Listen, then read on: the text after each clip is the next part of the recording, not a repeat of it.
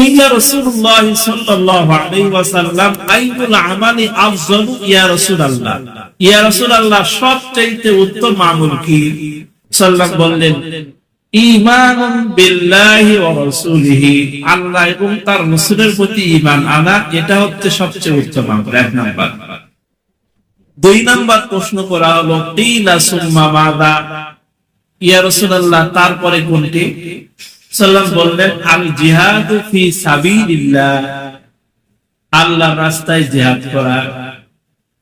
কিলা সুম্মা মাযা, পুনরায় প্রশ্ন করা হলো ইয়া রাসূলুল্লাহ তারপরে কোনটি? বললেন আল হাজ্জুল মাবরুর, কবুল হজ। মুত্তাফাকুন আলাইহি, ইমাম বুখারী এবং মুসলিম রাহমাতুল্লাহ আলাইহি হাদিস বর্ণনা।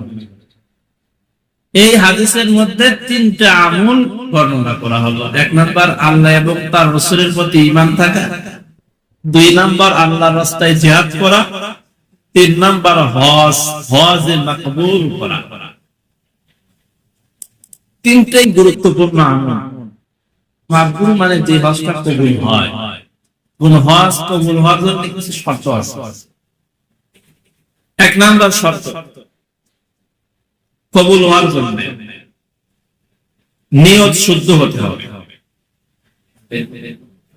وعنه قال قال رسول الله صلى الله عليه وسلم من حج لله فلم يرفث ولم يفسق رجع كيوم ولدته امه متفق عليه। وعنه মানে তার থেকে, মানে হযরত আবু হুরায়রা থেকে হাদিস তিনটাকে বর্ণনা করতেছে। প্রথমটা বলেছে ওইটাও আবু হুরায়রা, দ্বিতীয়টা বললাম ওটাও আবু হুরায়রা, তিন নাম্বারটা বলতেছে এটাও আবু হুরায়রা। কিন্তু কি বলতেছেন? মান হাজ্জা লিল্লাহ, যে ব্যক্তি আল্লাহর জন্য হজ করে। প্রশ্ন হলো হজ মানুষ তো আল্লাহর জন্যই করে না, আল্লাহর জন্য হজ করে না। অনেক ব্যক্তি এমন আছে তাকে কাজী সাহেব বলবে এর জন্য হজ করে। মান হাজ্জা লিল্লাহ, যে ব্যক্তি আল্লাহর জন্য হজ করে, ফালাম ইয়ারফাস ওয়ালাম ইয়াফসুক, আর হজ করতে গিয়ে স্বামীর সাথে সঙ্গম করে না, ফালাম ইয়ারফাস, সহবাস করা যাবে না, ওয়ালাম ইয়াফসুক, আর অশ্লীল কথাও বলা যাবে না। যদি এইগুলো পালন করে তাহলে কি হবে? রজা, সে যখন হজ করে ফিরবে, বাড়িতে ফিরবে, বাংলাদেশে ফিরবে, কেমন হবে?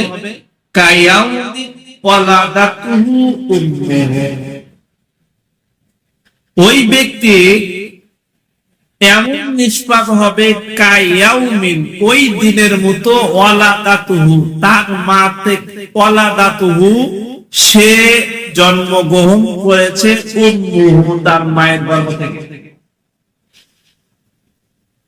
অর্থাৎ যদি কোনো ব্যক্তি হজ করে আল্লাহর জন্য, স্ত্রী সহবাস করলো না, অশ্লীল কথাও বললো না, আর হজটা করলো আল্লাহর জন্য, সে ফিরবে কি অবস্থায়?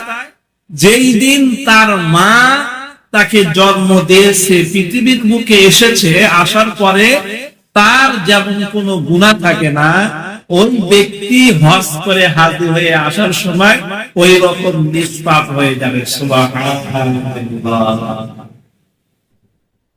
তাহলে এক নাম্বার শর্ত কি? হজ করতে হলে নিয়ত থাকতে হবে। কার জন্য হজ করতেছি? আল্লাহর জন্য। আমাকে হাজী সাহেব বলুকা তাহলে এক নাম্বার নিয়ত থাকতে হবে, মান হাজ্জা লিল্লাহ, হজ করবো কার জন্য? আল্লাহ। দুই নাম্বার টাকা থাকতে হবে ভেজাল মুক্ত। সুদের টাকা দিয়ে হজ করবেন অত সোজা না। মানুষকে মেরে ধরে টাকা নিয়েছেন, সেই টাকা দিয়ে হজ করবে। বনেক ফাঁকি দিয়ে, সম্পত্তি দিয়ে সেই টাকা দিয়ে হজ করছে। করে কি করে না? কথা বলেন না কেন? বোনের ভাগ দেয়নি তো, বোনের ভাগ না দিয়ে সেই টাকা জমি বেচে হজ করবে। করে কি করে না? হজ হবে? ভাই ফাঁকি দিছে, ভাই ফাঁকি দিয়ে সেই জমি বিক্রি করছে, ওরা সেই টাকা দিয়ে হজ করে, হজ হবে? অত সোজা।